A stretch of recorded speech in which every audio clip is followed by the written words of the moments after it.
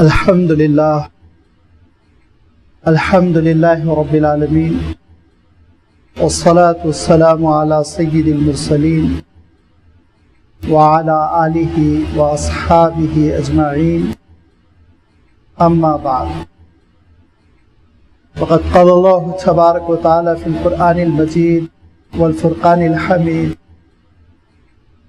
أعوذ بالله من الشيطان الرجيم بسم الله الرحمن الرحيم وصارعوا إلى مغفرة من ربكم وجنة عرضها السماوات والأرض أعدت للمتقين صدق اللہ العظیم۔ بزرگوں اور دوستوں، نصف شعبان کی اس رات میں جس کو ہم برات کی رات سے، جس کو ہم شب برات سے موسوم کرتے ہیں، اللہ تعالیٰ نے ہم سب کو یہ توفیق عنایت فرمائی کہ ہم نے الحمدللہ نماز عشاء جماعت کے ساتھ ادا کی۔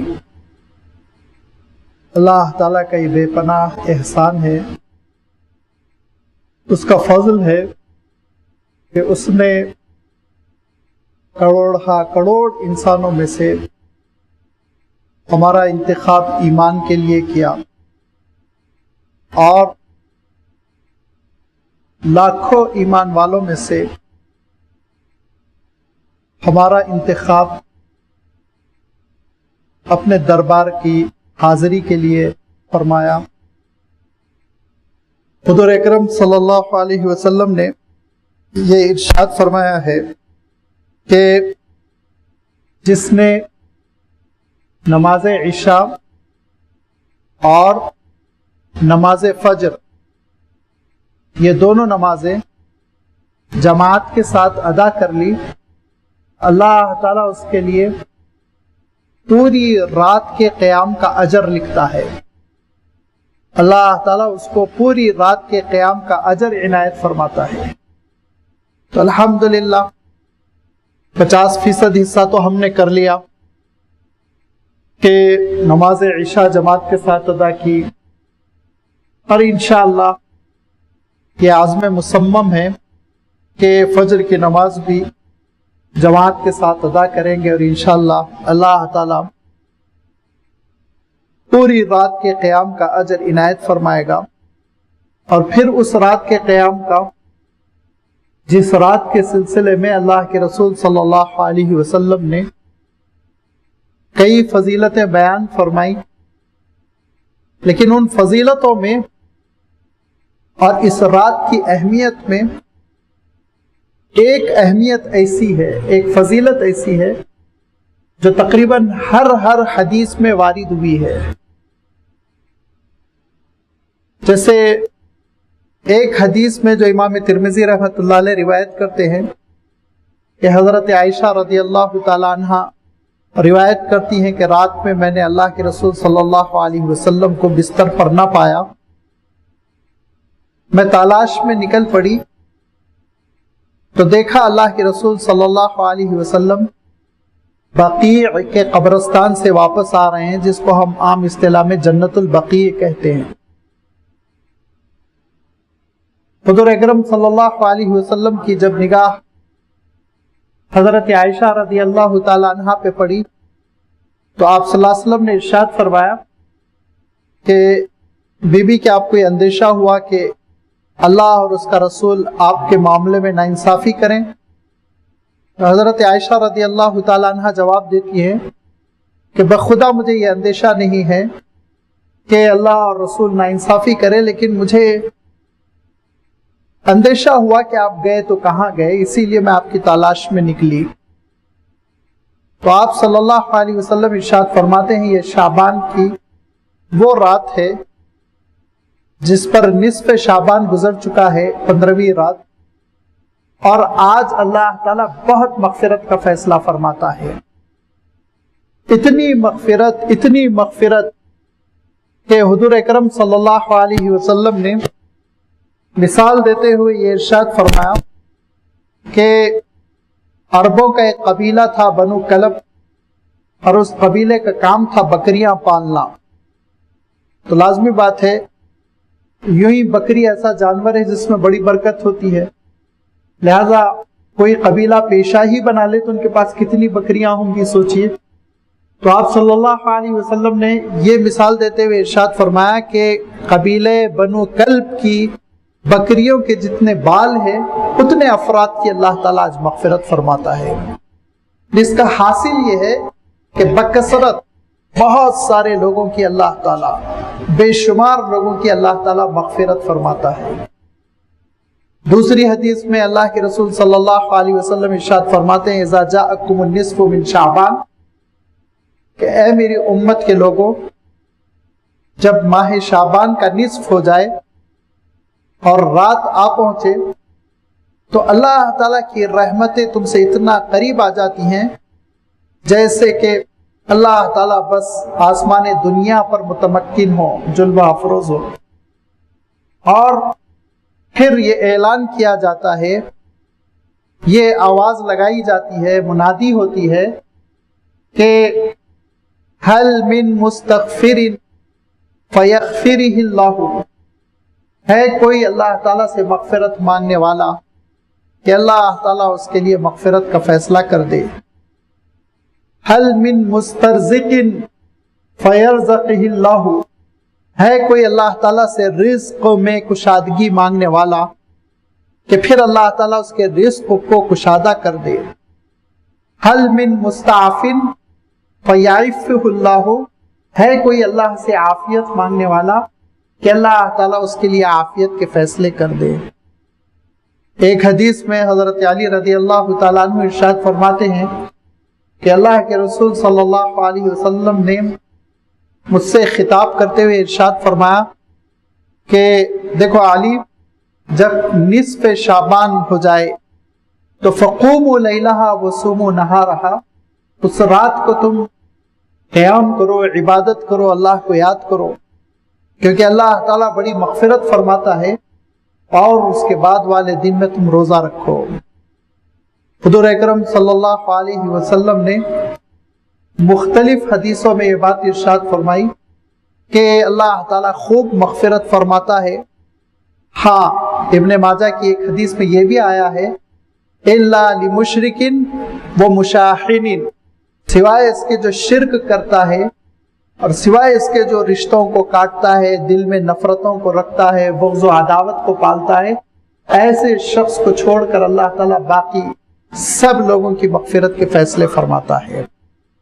یہ وہ مختلف روایتیں ہیں جو آپ دیکھیں گے کہ امام ترمذی نے، امام ابن ماجہ نے، امام بیہقی نے، اور سنن دارمی میں اور سنن نسائی میں مختلف ائمہ حدیث نے اس کو بیان کیا، اگرچہ کہ ٹیکنیکلی سند میں ایک بحث ہے۔ ابن لہیہ ایک راوی ہے جو امام بخاری رحمۃ اللہ علیہ کے لیے غیر معروف ہے، جس کے لیے امام بخاری رحمۃ اللہ علیہ نے اس حدیث کو قبول کرنے سے انکار کیا، لیکن یہ حدیث جو مختلف سندوں سے آئی ہے تو دور حاضر کے جو سب سے بڑے سلفی عالم اور محدث سمجھے گئے شیخ ناصر الدین البانی، انہوں نے صاف لکھا ہے اس حدیث کے حاشیے میں کہ ھذا حدیث قوی عندی لشواہدہ، کثرت سے روایت کی وجہ سے یہ حدیث بڑی قوی ہو جاتی ہے۔ کہا یہ حدیثیں قوی ہو جاتی ہیں کیوں؟ کثرت سے اس کی روایت ہے، کئی لوگ روایت کر رہے ہیں۔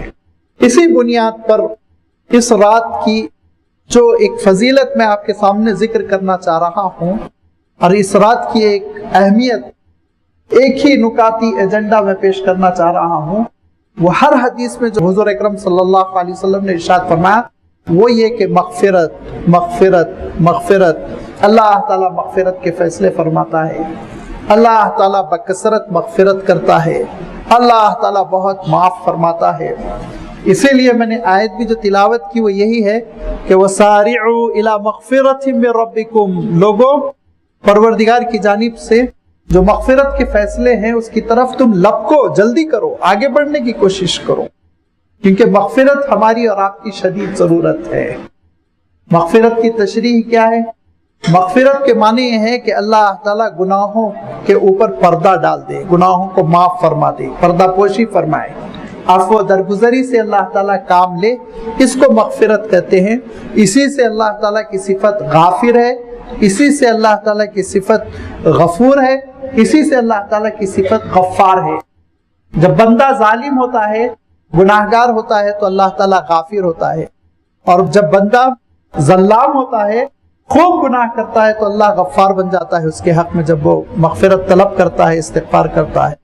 اور جب بندہ ظلوم ہو جاتا ہے، عادی بن جاتا ہے گناہوں کا، اور پھر جب وہ توبہ کر کے رو کے گڑ گڑا کے اللہ تعالیٰ سے معافی مانگتا ہے تو اللہ تعالیٰ اس کے حق میں غفور بن جاتا ہے۔ تو وہ غافر الذنب بھی ہے، وہ غفار بھی ہے، وہ غفور بھی ہے، اس کی تینوں صفتیں ہیں قرآن پاک میں اللہ تعالیٰ نے بار بار بیان فرمائی۔ اب یہ ایک موقع ہے کہ ہم مغفرت طلب کریں، اللہ تعالیٰ سے اپنے گناہوں پر نادم ہو کر توبہ کرتے ہوئے اس کی معافی ہم چاہیں، اس سے ہم معافی مانگ لیں۔ یہ ایک ایسا عمل ہے، آپ اندازہ کریے اس عمل کی اتنی اہمیت ہے، اتنی اہمیت ہے کہ اللہ تعالیٰ نے قرآن پاک میں اپنے سب سے برگزیدہ بندے کون ہوتے ہیں؟ انبیاء اور رسول، نبیوں اور رسولوں کے واقعات اللہ تعالیٰ نے قرآن مجید میں بیان فرمائے۔ کوئی تاریخ کی کتاب کی ضرورت نہیں ہے، کسی روایت کی ضرورت نہیں ہے، راست قرآن پاک میں اللہ تعالیٰ نے نبیوں اور رسولوں کا اسوہ بیان کیا کہ کتنا وہ مغفرت طلب کرتے تھے۔ حضرت آدم علیہ السلام سے شروع ہو گیا کہ حضرت آدم علیہ السلام کا دنیا کی جانب سفر ہوا۔ حضرت آدم علیہ السلام کو بہت پچھتاوا ہوا کہ اس درخت کے پھل کو نہیں چکھنا چاہیے تھا جس سے اللہ تعالیٰ نے منع کیا تھا۔ لہذا حضرت آدم علیہ السلام نے کیا دعا کی؟ وہ دعا اللہ تعالیٰ کی جانب سے حضرت آدم علیہ السلام پر القا کی گئی۔ فَتَلَقَّى آدَمُ مِن رَّبِّهِ كَلِمَاتٍ فَتَابَ عَلَيْهِ، اللہ کی جانب سے حضرت آدم علیہ السلام کو کچھ الفاظ ملے، اور وہ کیا تھے؟ رَبَّنَا ظَلَمْنَا أَنفُسَنَا وَإِن لَّمْ تَغْفِرْ لَنَا وَتَرْحَمْنَا لَنَكُونَنَّ مِنَ الْخَاسِرِينَ، مولا خطا ہو گئی، اگر آپ مغفرت نہیں فرمائیں گے تو ہم تباہ ہو گئے، برباد ہو گئے، ہم کہیں کے نہیں رہے۔ اتنا حضرت آدم علیہ السلام نے اس کا ورد کیا، رو رو کے اتنا یہ دعا کی کہ اللہ تعالیٰ ارشاد فرماتے ہیں کہ فَتَلَقَّى آدَمُ مِن رَّبِّهِ كَلِمَاتٍ فَتَابَ عَلَيْهِ، اللہ تعالیٰ نے توبہ قبول کر لی اور حضرت آدم علیہ السلام کو نبوت کے منصب پر فائز فرمایا۔ حضرت آدم علیہ السلام کے بعد حضرت نوح علیہ السلام کا زمانہ آیا۔ حضرت نوح علیہ السلام نے اللہ تعالیٰ کے دین کی خدمت 950 سال انجام دی، 50 سال کم 1000 سال، اتنی خدمت انجام دی۔ سورہ نوح میں اللہ تعالیٰ ارشاد فرماتا ہے کہ دن و رات حضرت نوح علیہ السلام کوشش کرتے تھے اور ہر موقع کو ہاتھ سے نہیں جانے دیتے تھے کہ اللہ تعالیٰ کا دین لوگوں تک پہنچ جائے۔ اور اس کے بعد حضرت نوح علیہ السلام کے دشمنوں پر، منکرین پر عذاب آیا، سیلاب کی شکل میں ڈبو دیے گئے، اور اس وقت حضرت نوح علیہ السلام اپنے ایمان والے ساتھ کشتی میں سوار تھے، اور اس سیلاب میں پانی میں موجیں جیسے کہ بالکل پہاڑ ہو، پہاڑ اونچے اونچے پہاڑوں کی طرح موجیں اٹھ رہی تھی۔ حضرت نوح علیہ السلام کی کشتی چل رہی تھی، وَهِيَ تَجْرِي بِهِمْ فِي الْمَوْجِ كَالْجِبَالِ، اللہ تعالیٰ ارشاد فرماتا ہے نوح علیہ السلام اور ان کے ساتھیوں کو لے کر وہ کشتی ایسے چل رہی تھی جیسے کہ جبل، پہاڑ ہو۔ اسی اثنا حضرت نوح علیہ السلام نے دیکھا کہ ان کا ایک بیٹا وہ انکار کرتے ہوئے حضرت نوح علیہ السلام کی کشتی پہ سوار نہیں ہوا بلکہ کافروں کا ساتھ دیا، تو دیکھا وہ پہاڑ پہ بھاگ رہا ہے اور سمجھ رہا ہے بہت اوپر چڑھ جاؤں گا تو پانی نہیں آئے گا۔ حضرت نوح علیہ السلام نے پکارا، بلایا، یا بنی ارکب معنا ولا تکن من الکافرین، بیٹے کافر نہ بنو، کافروں کے ساتھ نہ رہو، توبہ کرو، ایمان قبول کرو، آ جاؤ میں کشتی میں سوار کر لوں گا۔ تو ان کا لڑکا جواب دینے لگا کہ میں پہاڑ پر چڑھ جاؤں گا، سیعصمنی من الماء، چوٹی پہ اوپر چڑھ جاؤں گا، پانی سے بچ جاؤں گا۔ حضرت نوح علیہ السلام فرماتے لا عاصم اليوم من امر اللہ، آج اللہ کے حکم سے، اس کے فیصلے عذاب سے کوئی نہیں بچا سکتا الا من رحم، بس اللہ جس پر رحم کرے، اور اللہ اسی پر رحم کرے گا جو توبہ کرے گا، ایمان قبول کرے گا، میرے پرچم تلے آ جائے گا، میری کشتی میں سوار ہو جائے گا۔ اب سمجھا ہی رہے تھے کہ وحال بینہم الموج فکان من المغرقین، ایک موج آئی اور اس کے بعد جب موج ہٹی تو دیکھا وہ ڈوب چکا ہے، ختم ہو گیا، نظر نہیں آ رہا۔ سمجھ گئے حضرت نوح علیہ السلام، اور اپنے جوان بیٹے کو اپنے آنکھوں سے ڈوبتا ہوا دیکھا تو دل پر اثر تھا، لہذا حضرت نوح علیہ السلام نے جیسے ہی کشتی ساحل سے لگی، پانی کم ہوا اور اللہ تعالیٰ نے حکم دیا کہ اے آسمان تو برسنا روک دے، اے زمین تو پانی جذب کر لے، پانی کم ہونے لگا، جودی پہاڑی پر جا کے کشتی لگ گئی۔ حضرت نوح علیہ السلام اتر پڑے، نمازوں کا اہتمام کیا، شکرانہ ادا کیا، اور اس کے بعد دعائیں، اور دعاؤں میں ایک دعا حضرت نوح علیہ السلام نے یہ کی کہ اے اللہ میرا بیٹا دنیا تو چلی گئی، ختم ہو گیا، مر گیا، لیکن اے اللہ کم سے کم آپ اس کو جہنم میں نہ ڈالیں، کم سے کم آپ جہنم میں نہ ڈالیں۔ تو اللہ تعالیٰ یہ ارشاد فرماتا ہے کہ اے نوح آپ کافروں کے لیے مغفرت کی دعا نہ کریں، اور یاد رکھیے ایسی غلطی آپ کریں گے تو آپ کا شمار بھی نادانوں میں ہوگا۔ تو حضرت نوح علیہ السلام گر پڑے اور اللہ تعالیٰ سے ارشاد فرمایا وَإِن لَمْ تَغْفِرْ لِي وَتَرْحَمْ، اللہ اگر آپ میری مغفرت نہ فرمائیں تو میں ہلاک ہو گیا، برباد ہو گیا۔ حضرت نوح علیہ السلام اولو العزم من الرسل ان کو کہا گیا، رسولوں میں بہت ہی اہمیت رکھنے والے، وہ اللہ کے دربار میں دعائیں مغفرت کرتے ہوئے آپ کو نظر آئیں گے۔ حضرت ابراہیم علیہ السلام دعائیں مغفرت کرتے ہوئے نظر آئیں گے کہ ان کو اطلاع ملی، ان کو حضرت ابراہیم علیہ السلام کا معمول تھا کہ جب بھی نماز سے فارغ ہوتے اپنے والدین کے لیے دعا کرتے، لہذا آج بھی دعا کی حضرت ابراہیم علیہ السلام دعا کر رہے ہیں، اے اللہ میرے والد کو ہدایت دے، اے اللہ اگر وہ مر جائیں تو ان کی مغفرت فرما دے۔ فرشتہ آ کے کہتا ہے ابراہیم آج سے آپ کو اپنے والد کی دعائیں مغفرت کرنے کی اجازت نہیں، کیونکہ وہ عراق میں کفر پر مر چکے ہیں، کافر کے لیے دعائیں مغفرت نہیں ہوتی۔ حضرت ابراہیم علیہ السلام رو رو کے اپنی اس غلطی پر نادم ہیں، تبرأ منہ، کہتے ہیں اللہ میں بری ہوں، معافی چاہتا ہوں، اے اللہ آپ مجھے معاف فرما دیجئے، مجھ سے ناراض نہ ہوں۔ آپ دیکھیں گے کہ حضرت موسیٰ علیہ السلام دعائیں مغفرت کرتے ہوئے آپ کو نظر آئیں گے۔ آپ دیکھیں گے حضرت یوسف علیہ السلام، وہ یوسف علیہ السلام جو خود رسول ہے اور کس کے بیٹے ہیں؟ رسول کے بیٹے ہیں، اور کس کے پوتے ہیں؟ رسول کے پوتے ہیں، اور پردادا کون ہے؟ رسول ہے۔ آپ صلی اللہ علیہ وسلم سے پوچھا گیا اللہ کے رسول جو سب سے شریف، کریم، نجیب، اونچے درجے کا آدمی بتائیے کون ہے؟ تو کہا یوسف، کریم ابن کریم ابن کریم ابن کریم، کہ رسول کا بیٹا، رسول کا پوتا، رسول کا پرپوتا۔ حضرت یعقوب علیہ السلام رسول، والد ماجد، حضرت اسحاق علیہ السلام رسول، دادا، اور حضرت ابراہیم علیہ السلام رسول، پردادا۔ وہ یوسف علیہ السلام جو اللہ تعالیٰ کی راہ میں پہاڑ کی طرح جمے رہے، اور حکومت نے ان کو گناہ کی دعوت دی، اقتدار نے ان کو گناہ کی دعوت دی، اور دولت نے ان کو گناہ کی دعوت دی، لیکن حضرت یوسف علیہ السلام جمے رہے، اور یہ فرمایا کہ معاذ اللہ انہ ربی احسن مسوایا، میرے پروردگار نے میرے ساتھ حسن سلوک کیا اور میں حرام کام کروں گا، یہ نہیں ہو سکتا۔ جبکہ وہ نوجوان تھے، 23-24 سال کے تھے، رسول و نبی نہیں بنے تھے، گناہ سے رکنے کی وجہ سے ان کو جیل کی سزا بھگتنی پڑی، اور جوانی کے 14 سال جیل میں لگ گئے۔ آپ سوچئے، پھر 40 سال کی عمر ہوئی، قریب بلائے گئے، بادشاہ نے تقریباً حکومت ان کے سپرد کر دی، ساری حکومت سے وڈرا ہو گیا، کہا کہ آپ بہت پیارے ہیں، انصاف پسند ہے، عبادت گزار ہیں، نورانی ہیں، اللہ کے پسندیدہ بندے، میں ضعیف ہو چکا ہوں، مجھے حکومت سے کوئی سروکار نہیں، آپ حکومت چلائیے۔ حضرت یوسف علیہ السلام نے حکومت تھام لی تو پوری دنیا میں فلاح بہبود کی بہار آ گئی، اور دور دور سے لوگ راشن لینے کے لیے، غلہ لینے کے لیے، گیہوں لینے کے لیے سفر کر کے آ رہے ہیں، 2 مہینے کا سفر کر، 3 مہینے کا سفر کر کے، اور حضرت یوسف علیہ السلام کے دربار سے ان ساری چیزوں کو وہ لے رہے ہیں۔ یہ بخشش، یہ عنایت، ایسی حکومت، ایسی شخصیت۔ آپ سوچئے کون سا پہلو ہے روحانیت کا، کون سا پہلو ہے دنیا کی وجاہت کا جو حضرت یوسف علیہ السلام میں نہیں ہے، لیکن سب حکومت اور عروج اور اقتدار اور कमाल इक़्तिदार पर पहुंचने के बाद अल्लाह ताला कहता है, बंदो तुम लोगों को क्या मालूम यूसुफ की रातें कैसी होती थी।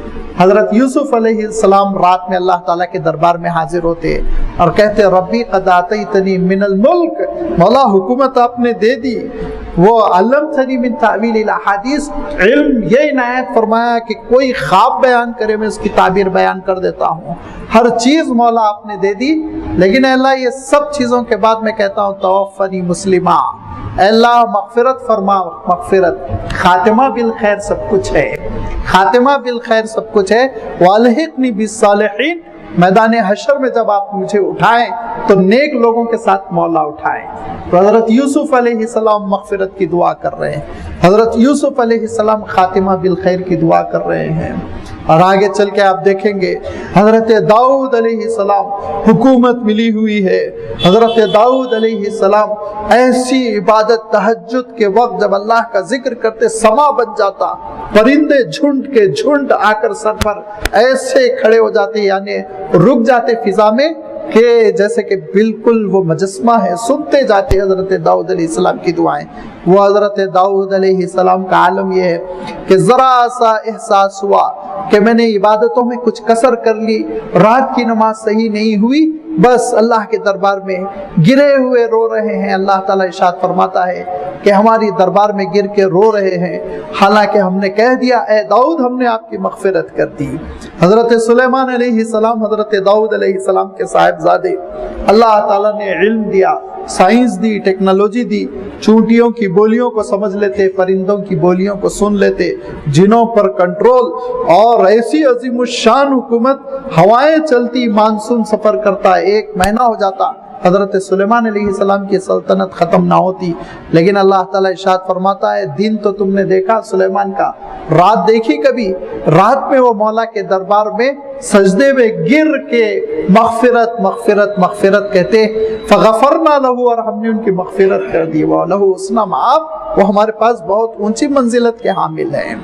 और फिर सबको जानने दीजिए, खुद आखिरी रसूल हज़रत मोहम्मद मुस्तफ़ा सल्लल्लाहु अलैहि वसल्लम, जिनका आलम ये है कि जिनके बारे में अल्लाह ताला खुद इरशाद फरमाता है, वमा अर्सलनाका इल्ला रहमतल लिल आलमीन, पूरी कायनात के लिए ए नबी आप रहमत, वासा यबासका रब्बुका मक़ामम महमूदा, ए नबी आपके लिए मकाम महमूद, हुज़ूर अकरम सल्लल्लाहु अलैहि वसल्लम के लिए शफ़ाअत कुबरा, हुज़ूर अकरम सल्लल्लाहु अलैहि वसल्लम के लिए इरशाद फरमाया इन्ना अतैनाकल कौसर, खैर कसीर हमने आपको दिया, आखिरी किताब आपको दी, मक्का मुकर्रमा की तवल्लियत आपको दी, फतेह मक्का हो गया है, और हर किस्म की नेमत हमने आपको दे दी। लेकिन अल्लाह ताला भी इरशाद फरमाता है, हुज़ूर अकरम सल्लल्लाहु अलैहि वसल्लम का अमल भी देखिए, इज़ा जाअ नस्रुल्लाहि वल फत्ह, ए नबी आप जब देख ले कामयाबी ही कामयाबी, सब कौमें सरेंडर हो चुकी हैं, जजीरतुल अरब पूरा का पूरा कंट्रोल में आ चुका है, और उस वक्त के लिहाज से सबसे बड़ी हुकूमत कायम हो चुकी है जिसका कैपिटल मदीना मुनव्वरा है।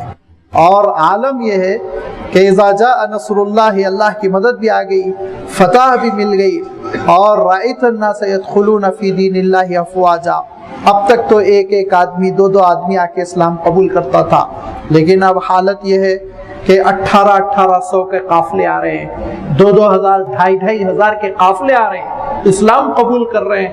लेकिन इस कामयाबी के बाद ए नबी आपको क्या करना है? क्या करना है? आप खुद ये आयत तिलावत करते हैं, हमारा बच्चा ये सूरत से वाकिफ है। इज़ा जाअ नस्रुल्लाहि वल फत्ह व रअयतन नास यदखुलून फी दीनिल्लाहि अफ़वाजा फसब्बिह बिहम्दि रब्बिका वस्तगफिर। अब ऐ नबी आप मग़फ़िरत ही मग़फ़िरत तलब कीजिए, इन्नहु काना अव्वाबा, लौट के तो मौला के पास जाना है। लिहाजा हज़रत आयशा रज़ियल्लाहु ताला अन्हा फरमाती हैं कि इस सूरत के नाजिल हो जाने के बाद तो बस इतना अल्लाह के रसूल सल्लल्लाहु अलैहि वसल्लम दुआए मग़फ़िरत करते थे, इतना इस्तिग़फ़ार पढ़ते थे, सैकड़ों मरतबा हर नमाज के बाद और हर मौके पर बस इस्तिग़फ़ार।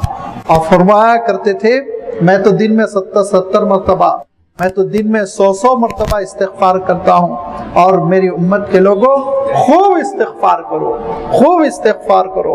अब ये अल्लाह के जलीलुल क़दर अंबिया व रसूल, जिनका आलम ये है कि जिन पर फजीलतें जाके ख़त्म हो जाती हैं, वो अल्लाह ताला से इतनी माफ़ी मांगते हैं और इस कदर मग़फ़िरत की दुआएं करते हैं, इस्तिग़फ़ार करते हैं, तो हमारी और आपकी कितनी बड़ी ये ज़रूरत है, आप अंदाज़ा लगाइए कितनी बड़ी ज़रूरत है। इसीलिए हुज़ूर अकरम सल्लल्लाहु अलैहि वसल्लम की तरबियत में, हुज़ूर अकरम सल्लल्लाहु अलैहि वसल्लम की सोहबत में सबसे ज़्यादा जो शख्सियत रही वो दुनिया जानती है, हज़रत अबू बकर सिद्दीक़ रज़ियल्लाहु ताला अन्हु। हज़रत अबू बकर सिद्दीक़ रज़ियल्लाहु ताला अन्हु नबूवत के सांचे में ढल गए थे, वहीं तरबियत हुई, उसी नूर से हज़रत अबू बकर रज़ियल्लाहु ताला अन्हु की शख्सियत मुनव्वर थी।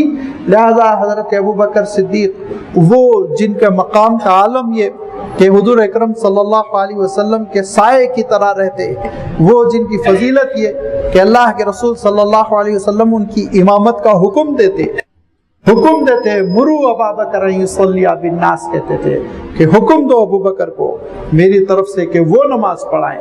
वो हज़रत अबू बकर सिद्दीक़ रज़ियल्लाहु ताला अन्हु कि पहला इस्लामी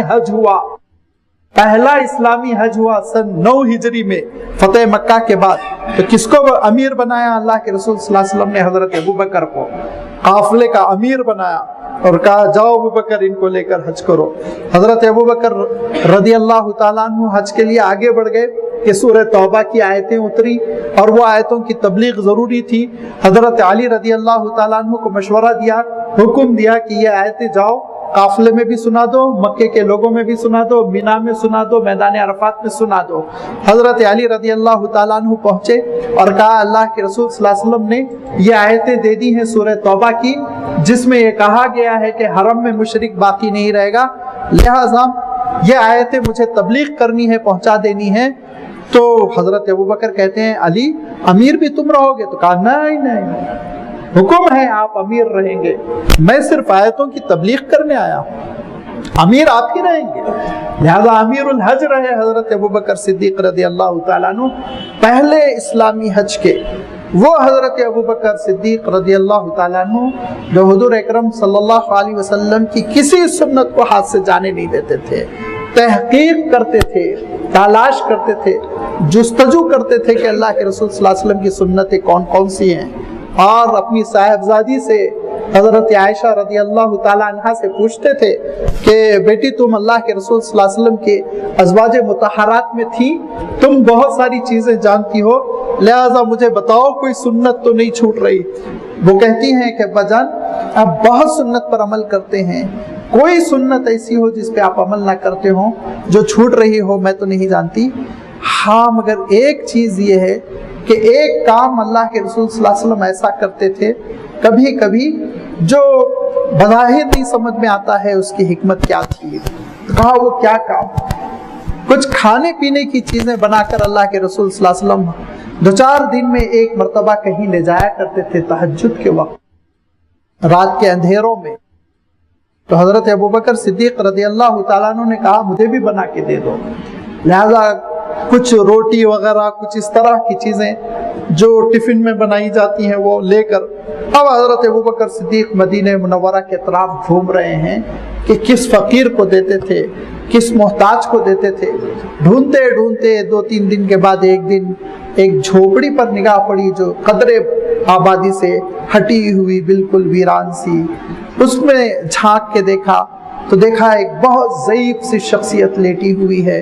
कहा मैं अंदर आ सकता हूँ? बड़ी नहीफ आवाज़ आ सकते हैं। कहा आपके खाने के लिए कुछ लाया हूँ। कहा बहुत दिनों बाद आप आए। तो हज़रत अबू बकर समझ गए अल्लाह के रसूल सल्लल्लाहु अलैहि वसल्लम को समझ रहे होंगे और इन्हीं को खाने के लिए देने के लिए अल्लाह के रसूल सल्लल्लाहु अलैहि वसल्लम कुछ लाया करते थे। लिहाजा हज़रत अबू बकर सिद्दीक़ रज़ियल्लाहु ताला अन्हु ने उनके मुँह में लुक़मा रखा तो उन्होंने जैसे ही लुक़मा चखा कहा आह जो मुझे खिलाया करता था लगता है अब उसकी वफ़ात हो गई। हज़रत अबू बकर सिद्दीक़ रो पड़े और पूछा कैसे पता चला? کہا جو مجھے کھانے کے لیے لایا کرتا ہے تو زبان پہ پورے چھالے دانت ٹوٹ چکے، وہ اپنے منہ سے چبا کے نرم کر کے میری زبان پہ رکھا کرتا تھا۔ حضرت ابوبکر صدیق رو پڑے، اور پھر اس کے بعد سے آپ نے حضرت عمر کو بھی بتایا کہ دیکھو یہ غریب ہیں، یہ ضعیف ہیں، اور یہ بالکل جنگل میں رہتے ہیں، ان کا کوئی ساتھی ساجی نہیں، میرے بات تم ان کا خیال رکھنا۔ تو حضرت عمر رضی اللہ تعالیٰ عنہ کہتے ہیں میں ہار گیا حضرت ابوبکر صدیق سے، ہار گیا کہ کہاں کہاں سے وہ سنتیں تلاش کر کے عمل کرتے۔ ایسی شخصیت حضرت ابوبکر صدیق کی، ان کا عالم یہ ہوا کہ حضرت عائشہ رضی اللہ تعالیٰ عنہ پہ لوگوں نے، منافقین نے تہمت لگائی، اور اس تہمت میں کچھ سیدھے سادے مسلمان بھی بھولے پن کی وجہ سے شکار ہو گئے اور تہمت کا پرچار کرنے لگے، حصہ لے لیا۔ اسی میں ایک صحابی تھے ابو مستاح ان کا نام تھا، وہ حضرت ابوبکر کے رشتہ دار تھے مگر مالی اعتبار سے بڑے غریب تھے۔ حضرت ابوبکر ان کی مدد کرتے تھے، پیسے دیتے رہتے تھے۔ تو حضرت ابوبکر صدیق رضی اللہ تعالیٰ عنہ کو معلوم ہوا ابو مستاح بھی کہہ رہے ہیں غلط سلط بات، پھر قرآن پاک میں نازل ہو گیا۔ قرآن پاک میں جب نازل ہوا تو اللہ تعالیٰ نے ارشاد فرمایا جو جھوٹی بات کرے گا اس کو 80 کوڑے لگیں گے، یا پھر ثبوت پیش کرے، تو پھر اللہ تعالیٰ نے سب کے منہ کو بند کر دیا۔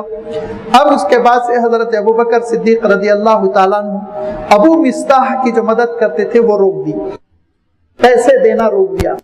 کیوں روکا؟ شخصی انتقام بدلہ لینے نہیں، خانوادہ نبوت پہ انہوں نے تہمت لگائی تھی، نبوت کا مسئلہ تھا، رسول کی عزت کا مسئلہ تھا۔ حضرت ابوبکر صدیق رضی اللہ تعالیٰ عنہ کا اقدام اپنی جانب سے ہی تھا، لیکن اللہ تعالیٰ اسی سورۃ النور، جس سورۃ النور میں حضرت عائشہ رضی اللہ تعالیٰ عنہ کی برات نازل ہوئی، یہ ارشاد فرمایا وَلَا يَأْتَلِ أُولُو الْفَضْلِ مِنْكُمْ وَالسَّعَةِ أَنْ يُؤْتُوا أُولِي الْقُرْبَى وَالْمَسَاكِينَ أَلَا تُحِبُّونَ أَنْ يَغْفِرَ اللَّهُ لَكُمْ، کہ دیکھو تم جب غریبوں کی مدد کرتے تھے تو غریبوں کی مدد سے ہاتھ نہ روکو۔ تو حضرت ابوبکر کا نام بھی نہیں ہے، کامن سی بات ہے۔ اے لوگوں کیا تم یہ پسند نہیں کرتے ہو کہ اللہ تعالیٰ تمہاری مغفرت فرما دے؟ أَلَا تُحِبُّونَ أَنْ يَغْفِرَ اللَّهُ لَكُمْ۔ حضرت ابوبکر چیخ چیخ کے کہنے لگے انا احب ان یغفر اللہ لی، میں اے اللہ تیری مغفرت چاہتا ہوں، میں تیری مغفرت چاہتا ہوں، کل سے میں ان کو پیسے دینا شروع کر دوں گا، ہاتھ نہیں روکوں گا، مغفرت چاہتا ہوں، میں مغفرت چاہتا ہوں۔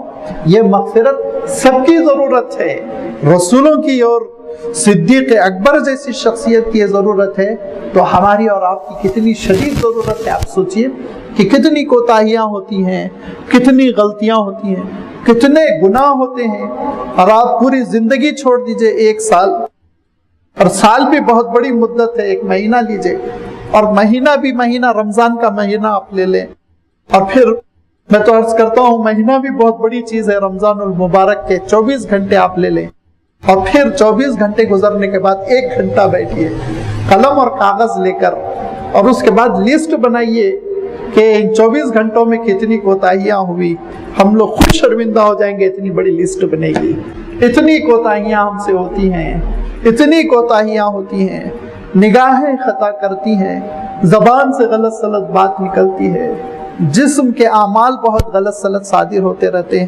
دعائیں مغفرت کرنے کی سب سے زیادہ ہم کو اپنے آپ کے لیے ضرورت ہے، لیکن ہم بہت سستی کرتے ہیں۔ اب اللہ تعالیٰ نے ہم کو ایک رات دے دی، اللہ کے رسول صلی اللہ علیہ وسلم نے اس کی فضیلت بیان فرما دی، اور کوئی خاص عمل آپ نے نہیں منتخب فرمایا یہی تم کو کرنا ہے، بلکہ بس ہم کو اختیار دے دیا کہ اللہ سے مغفرت طلب کرو۔ تو اس موقع کا فائدہ اٹھائیں، کیونکہ پروردگار خود کہتا ہے سارعوا الی مغفرۃ من ربکم، لوگوں دوڑو مغفرت کی طرف، لپک کے جاؤ، عجلت کرو۔ لہذا بجائے قیل قال کے اگر اس رات کے کچھ حصے کو، اور یہ بات تو میں اس سے پہلے بھی اسی مسجد میں کہہ چکا ہوں کہ اردو کی اصطلاح نے سب سے زیادہ بگاڑ پیدا کیا جاگنے کی رات۔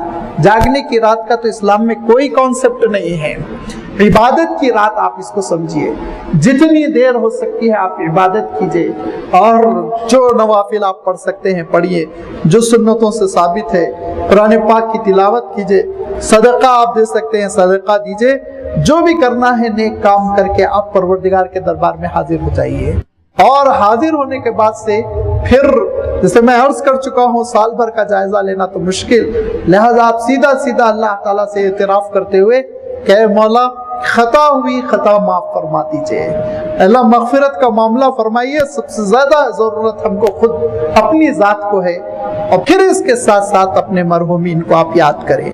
اس کے لیے چونکہ اللہ کے رسول صلی اللہ علیہ وسلم جنت البقیع گئے تھے، اور رستانہ آپ جا سکتے ہیں جائیں، کوئی ضروری نہیں، لیکن نہ واجبات میں سے ہے اور نہ ہی سنت موقدہ ہے۔ آپ یہاں سے مسجد سے، اپنے گھر سے، اپنے حجرے سے، اپنے کمرے سے دعائے مغفرت کا اہتمام کر سکتے ہیں۔ لہذا اپنے قریبی رشتہ دار اور اپنے رشتہ داروں میں اپنے والدین، اور اگر ہم نے اپنے والدین کو کھو دیا ہے تو اپنے والدین کے سلسلے میں پھر خوب دعائے مغفرت کا اہتمام کیجیے، کیونکہ یہ ایک ایسا رشتہ ہے جو اب ہمارے اور ان کے درمیان باقی ہے۔ حضور اکرم صلی اللہ علیہ وسلم ارشاد فرماتے ہیں کہ کوئی ایک ایسا شخص جس کے والدین انتقال کر جاتے ہیں تو سارے رشتے کٹ گئے سوائے اس کے کہ دعائے مغفرت، اور دوسرے یہ کہ ان کے دوست احباب رشتہ داروں کے ساتھ حسن سلوک، یہ جو دو چیزیں باقی رہ جاتی ہیں، باقی رشتے تو کٹ جاتے ہیں۔ لہذا والدین کے سلسلے میں دعائے مغفرت کا اہتمام، دوستو یہ بھی ایک بہت بڑی نعمت ہے، بہت ساری نعمتوں سے واقف ہی نہیں ہے۔ ایک پتے کی بات حضرت عمر رضی اللہ تعالیٰ عنہ فرمایا کرتے تھے، حضرت عمر رضی اللہ تعالیٰ عنہ فرمایا کرتے تھے کہ اب دھیرے دھیرے جو جنریشن اسلام پر پیدا ہو رہی ہے نا، ان کے اندر اسلام کی وہ قدردانی نہیں رہے گی جو ہم لوگوں کے اندر ہے، کیونکہ ہم کو معلوم تھا کفر کیا ہے، شرک کیا ہے، ہم اس گندگی سے نکل کر، ہم اس تاریکی سے نکل کر اس نور کی طرف آئے تھے۔ لہذا اسلام کی جو قدر ہمارے اندر ہے، جو اسلام پہ پیدا ہوں گے ان کے اندر اتنی قدر نہیں ہوگی۔ تو صحابہ، انبیاء اور رسول کو جو دین کی قدر تھی اس کا آپ اندازہ نہیں لگا سکتے، کیونکہ بعض چیزیں خود ان کو نہیں ملی تھی جو ہم کو ملی ہوئی ہیں۔ شعور کے ساتھ میں پہلے بعض مجلسوں میں کہہ چکا ہوں کہ ابھی میں نے تذکرہ کیا، قرآن پاک شاہد ہے اس میں کہ حضرت ابراہیم علیہ السلام کو اپنے والد کے سلسلے میں دعائے مغفرت کی اجازت نہیں تھی، اور آگے اللہ تعالیٰ نے کیا ارشاد فرمایا؟ اللہ تعالیٰ ارشاد فرماتا ہے ابراہیم بہت سخت دل کے بے نیاز تھے، کہا نہیں، ابراہیم بہت نرم دل کے، بہت رونے والے تھے، بہت نرم دل کے تھے، والد کو بہت چاہتے تھے، لیکن اس کے باوجود تڑپتے تھے دعائے مغفرت کرنے کے لیے۔ لیکن حکم ہے اللہ کا، ما کان للنبی ان یستغفر للمشرکین ولو کان ذی قربی، کسی نبی کو اجازت نہیں کہ کسی مشرک کے لیے دعائے مغفرت کرے، اگرچہ کہ وہ کتنا ہی قریبی رشتہ دار کیوں نہ ہو۔ اور اس کی جو عملی تفسیر اللہ کے رسول صلی اللہ علیہ وسلم کی زندگی میں آئی تو میرے دوستو ناقابل بیان ہے، مسئلہ نازک ہے، میں پھر بھی بہت ہی سہل انداز میں سمجھانے کی کوشش کرتا ہوں کہ حضور اکرم صلی اللہ علیہ وسلم کے والدین کا مسئلہ کیا ہے وہ اللہ جانے، ہم زبان نہیں کھولتے، لیکن اللہ کے رسول کو حکم تھا آپ دعائے مغفرت نہ کریں، اللہ کے رسول کو حکم تھا آپ دعائے مغفرت نہ کریں۔ بخاری شریف کی حدیث ہے کہ حضور اکرم صلی اللہ علیہ وسلم ارشاد فرماتے ہیں کہ میں نے اللہ تعالیٰ سے اجازت مانگی کہ اپنے ماں کے لیے دعائے مغفرت کروں تو اللہ تعالیٰ نے مجھے اجازت نہیں دی۔ حضور اکرم صلی اللہ علیہ وسلم حجۃ الوداع میں جب چلے مدینہ منورہ سے سن 10 ہجری میں، جو آپ صلی اللہ علیہ وسلم کا فائنل حج تھا، حجۃ الوداع جس کو کہتے ہیں، تو حضور اکرم صلی اللہ علیہ وسلم اس راستے سے نہیں آئے جو آج کل ہائی وے بنا ہوا ہے، اس سے ہٹ کے دوسرا راستہ تھا حضور اکرم صلی اللہ علیہ وسلم کا، اور قافلہ چلتا تھا، اور 16 کلومیٹر کا عام طور پر سفر کرنے کے بعد منزل ہوا کرتی تھی، قافلہ اتر جایا کرتا تھا، جانوروں کو پانی پلایا جاتا تھا، کھانا وانا کھانے کے بعد آرام کیا جاتا تھا، رات ہو گئی تو سو جاتے، پھر اس کے بعد قافلہ آگے بڑھتا، منزل کی گئی ایک بستی۔ لہذا جب سامان اتارا گیا، پڑاؤ ڈالا گیا، تو آپ صلی اللہ علیہ وسلم نے پوچھا اس بستی کا نام کیا ہے؟ لوگوں نے کہا یہ ابوا ہے۔ آپ صلی اللہ علیہ وسلم اپنی ماں کے ساتھ سفر کر رہے تھے اور مکہ مکرمہ سے آپ اپنے ننیال کو گئے تھے، ملاقات کے بعد، ماموں سے ملاقات کے بعد واپسی ہو رہی تھی، یہی ابوا کا گاؤں تھا، اور اس گاؤں میں اچانک حضرت آمنہ کو شدید بخار چڑھا، اور قافلے والوں نے کہا ہم رک نہیں سکتے، ہم کو اپنے وقت پہ پہنچنا ہے، لہذا قافلہ چلنے کی تیاری کرنے لگا. دھیرے دھیرے بخار بڑھتا گیا یہاں تک کہ وفات ہو گئی. اور حضور اکرم صلی اللہ علیہ وسلم 6 سال کے چھوٹے سے کم عمر بچے اور ایک خادمہ ہے, ایک ملازمہ ہے, ایک باندی ہے جو ساتھ تھی, اور اس باندی نے جلدی جلدی گاؤں والوں کی مدد لی اور تجہیز و تکفین کا سامان کیا اور تدفین ہوئی حضرت آمنہ کی. اور حضور اکرم صلی اللہ علیہ وسلم کا ہاتھ پکڑ کے بھاگنے لگی کہ قافلے میں شامل ہو جاؤں ورنہ تو میں اکیلی رہ جاؤں گی. پلٹ پلٹ کے اللہ کے رسول صلی اللہ علیہ وسلم اپنی والدہ کی قبر کو دیکھتے تھے, پلٹ پلٹ کے اپنے والدہ کی قبر کو دیکھتے تھے. کچھ سمجھ میں نہیں آتا کیا کیا جائے. مکہ مکرمہ پہنچ گئے, پھر اللہ کے رسول صلی اللہ علیہ وسلم کا یہ سارا زمانہ گزرا, پھر ہجرت ہوئی, اب حجۃ الوداع کے لیے جا رہے ہیں.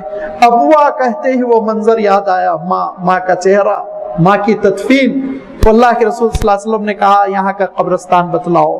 لوگوں نے بتلایا وہ دیکھیے پیچھے ہے قبرستان. آپ صلی اللہ علیہ وسلم دھیرے دھیرے قبرستان میں تشریف لے گئے اور چاروں طرف نگاہ دوڑ گئی. پھر اس کے بعد پہچان لی اپنی والدہ ماجدہ کی قبر. قبر پر آئے, کچھ کانٹے دار جھاڑیاں اگ آئی تھی, ان کو اپنے ہاتھ سے نوچا اور حضور اکرم صلی اللہ علیہ وسلم زار و قطار رو رہے ہیں. صحابہ نے کہا اتنا رویا اتنا کبھی زندگی میں رسول صلی اللہ علیہ وسلم نے نہیں رویا. زار و قطار رو رہے ہیں, زار و قطار رو رہے ہیں. صحابہ نے کہا اتنا کیوں رویا؟ ماں کی قبر تھی, اللہ تعالیٰ سے میں نے اجازت مانگی تھی ان کے لیے دعائے مغفرت کروں, اللہ تعالیٰ نے قبر کی زیارت کی اجازت دی, دعائے مغفرت کی اجازت نہیں دی. بزرگوں اور دوستو, ہم کو اور آپ کتنی بڑی نعمت ملی ہوئی ہے کہ ہمارے پرکھوں کی وفات ہوتی ہے, ہم اللہ تعالیٰ سے ہاتھ اٹھا کے دعائے مغفرت کرتے ہیں. کتنا اللہ تعالیٰ نے ہمارے اور آپ کے لیے احسان فرمایا کہ اس امتحان سے نہ صرف صحابہ گزرے, انبیاء گزرے, اس امتحان سے اللہ کے رسول صلی اللہ علیہ وسلم گزرے. میرے بھی والد کا انتقال ہو گیا 53 سال کی عمر میں, سن 91 میں. میں طالب علم تھا, ایم.اے کر رہا تھا, ان کی کوئی خدمت میں نہیں کر سکا.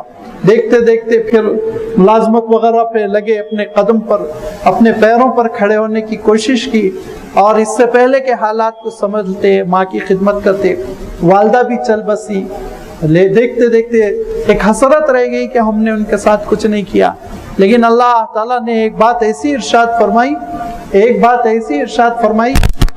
جیسے کوتاہی کرنے والوں کے لیے, ہم جیسے گناہ گاروں کے لیے بڑا تسلی کا سامان ہے. اللہ تعالیٰ نے سورہ بنی اسرائیل میں جب والدین کے حقوق کا تذکرہ فرمایا اور یہ ارشاد فرمایا اللہ تعبدوا الا ایاہ, پروردگار کا فیصلہ ہے کہ اللہ کے سوا کسی کی عبادت نہ ہو. الوالدین احسانا, اور اس کا حکم ہے کہ والدین کے ساتھ حسن سلوک ہو, ان کی خدمت ہو. ارشاد فرمایا ان کی خدمت کا کیا تصور ہے؟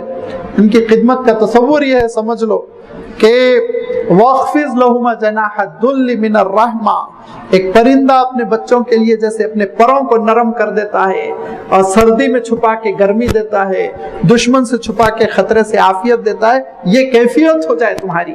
وَاخْفِضْ لَهُمَا جَنَاحَ الذُّلِّ, جناح پروں کو, بازوؤں کو کہتے ہیں, کہا اپنے بازوؤں کو ان کے لیے نرم کر دو. اور یاد رکھو کہ انہوں نے بچپن میں تمہارے ساتھ کیا معاملہ کیا, اس کو یاد کرتے ہوئے تو ہمیشہ دعا کرتے رہو. وَقُلْ رَبِّ ارْحَمْهُمَا كَمَا رَبَّيَانِي صَغِيرًا, بچپن میں جسے انہوں نے پالا پوسا مولا, جس طرح انہوں نے شفقت کی, جس طرح انہوں نے مہربانیاں کی, آج آپ ان پر مہربانی کرتے رہیں. اگر وہ بوڑھے ہیں دونوں کے دونوں یا دونوں میں سے کوئی ایک, وَلَا تَقُلْ لَهُمَا اُف اُف بھی نہ کرنا, وَلَا تَنْهَرْهُمَا, جھڑکی نہ دینا, ہر طرح کی خدمت کے لیے تم ان کے لیے نرم ہو جانا. یہ تو ہم کو موقع نہیں ملا کہ کچھ ان کے لیے ہم کرتے اور ہمارے لیے سامان مغفرت ہوتا. اس سے پہلے جب چلے گئے تو اللہ تعالیٰ ارشاد فرماتا ہے ایسے گناہ گاروں کے لیے بھی ایک مجدہ ہے, ایک پیغام ہے, مایوس ہونے کی ضرورت نہیں. یہ آیت سمجھ میں نہیں آتی جب تک کہ انسان حالات سے نہ گزرے. اللہ تعالیٰ آگے ارشاد فرماتا ہے کہ ان تکونوا صالحین فإنہ کان للأوابین غفورا رحیما, اور اگر تم نے زندگی میں ان کا حق ادا نہیں کیا تو پھر یاد رکھو انہ کان للأوابین, رو رو کے ان کے لیے دعا کرو. ایسے دعا کرنے والوں کے سلسلے میں بھی اللہ تعالیٰ خیر کا فیصلہ فرمائے گا کہ تم ان کے لیے دعائے مغفرت کا اہتمام کرو. خدمت نہیں کر سکے تھے, پچھتاوا تھا, دل میں حسرت رہ گئی تھی, تو تمہاری حسرت مٹانے کا ہم سامان کرتے ہیں۔ ان تکونوا صالحین، اگر تم نیک بننا چاہتے ہو، فإنه كان للأوابین، تو رو رو کے دعا کر کے تم اہتمام کرو، تمہارے آنسو، تمہاری دعائیں ان کے درجات بلند کریں گے۔ خدمت میں جو کوتاہیاں تھی اس کو اللہ تعالیٰ بھی نظر انداز کرے گا، اور والدین کو بھی جو تکلیف پہنچی تھی وہ بھی معاف کر دیں گے۔ انہ کان للأوابین غفور الرحیم، وہ بڑا بخشنے والا مہربان ہے، اس نے ہمارے اور آپ کے لیے کتنے راستے کھول دیے۔ دعائے مغفرت کا اہتمام کرے، اپنے گزرنے والوں کے لیے، اپنے ماں باپ کے لیے، امت مسلمہ کے لیے، اور سارے ان لوگوں کے لیے جن کے بارے میں اللہ تعالیٰ ارشاد فرماتا ہے کہ تم دعا کرو تو یہ کہو ربنا اغفر لنا ولاخواننا الذین سبقونا بالایمان، سارے ایمان پہ گزرنے والوں کے لیے اللہ مغفرت فرما دے۔ یہ مغفرت یہ ساری حدیثوں میں، ساری آیتوں میں اللہ تعالیٰ نے جس کا تذکرہ فرمایا، یہ اس کو ہم اپنائیں، اس صفت کو اپنے اندر پیدا کریں۔ باقی بعض اور اعمال بزرگوں وغیرہ سے مروی ہے، سورہ یاسین وغیرہ، چونکہ سنت صحیحہ سے یہ چیزیں ثابت نہیں ہیں اس لیے میں ان کا تذکرہ کر نہیں رہا ہوں، لیکن جو کرتا ہے اس کو میں روک نہیں رہا ہوں۔ کیا ہے؟ قرآن پاکی کی تو تلاوت ہے، لیکن اصل چیز یہ ہے کہ ہم اپنے گناہوں پر بھی نادم ہو کر مغفرت چاہیں، اپنے بڑوں کے لیے اگر والدین وفات پا چکے تو ان کے لیے، دیگر اہل ایمان کے لیے ہم خوب مغفرت کا اہتمام کریں۔ اگر یہ دعائیں قبول ہو گئی تو اس کے معنی یہ کہ آج کی رات ہمارے لیے عید کی رات ہے، آج کی رات لیلۃ الجائزہ ہے، انعام کی رات ہے اللہ تعالیٰ سے۔ وہ مل گیا جو ایک بندے مومن کی قسمت کو کھول دیتا ہے۔ اس کے ساتھ ساتھ فرمایا رزق کی وسعت بھی مانگو، اس کے ساتھ ساتھ فرمایا عافیت بھی مانگو۔ اللہ تعالیٰ کا دین ہے بہت جامع، اس میں دنیا بھی مانگنے کا حکم ہے، اس میں آخرت بھی مانگنے کا حکم ہے۔ خود ہم کو حکم دیا ربنا آتنا فی الدنیا حسنہ وفی الآخرہ حسنہ، دونوں دنیاؤں کے سلسلے میں تم بھلائی مانگو۔ لہذا آج کی رات اگر آپ اس کے قدردانی کرنا چاہتے ہو، خوب سے خوب دعائیں کیجئے، جتنا ہو سکے دعاؤں کا اہتمام کیجئے، چونکہ دعاؤں کی قبولیت کے لیے حضور اکرم صلی اللہ علیہ وسلم نے ارشاد فرمایا کہ کوئی نیک کام کر کے دعا کرو، کوئی نیک کام کر کے، لہذا نماز پڑھ کے دعا کیجئے، کچھ خیرات کر کے دعا کیجئے، قرآن پاک پڑھنے کے بعد تلاوت کے بعد دعا کیجئے، کوئی نیکیوں کا ایسا تحفہ پروردگار کے دربار میں پیش کیجئے جس سے مولا خوش ہو جائے اور پھر دعاؤں کو قبولیت کا درجہ مل جائے۔ یہی آج کی رات کی قدردانی ہے، اور اللہ تعالیٰ ہم کو اس رات کی قدردانی کی توفیق عنایت فرمائے۔ زیادہ لمبا بیان کر کے میں یہ نہیں چاہتا کہ آپ کے معاملات میں، آپ کی دعاؤں میں، آپ کی عبادتوں میں خلل پڑے۔ چھوٹی سی بات ہے، نصیحت یاد دہانی کے طور پہ میں نے آپ کی خدمت میں رکھ دی۔ اللہ تعالیٰ ہم سب کو اس بات کی توفیق دے کہ ہم صحیح انداز میں اس کے دربار میں حاضر ہو کر دعاؤں کا اہتمام کریں۔ وآخر دعوانا ان الحمد للہ رب العالمین۔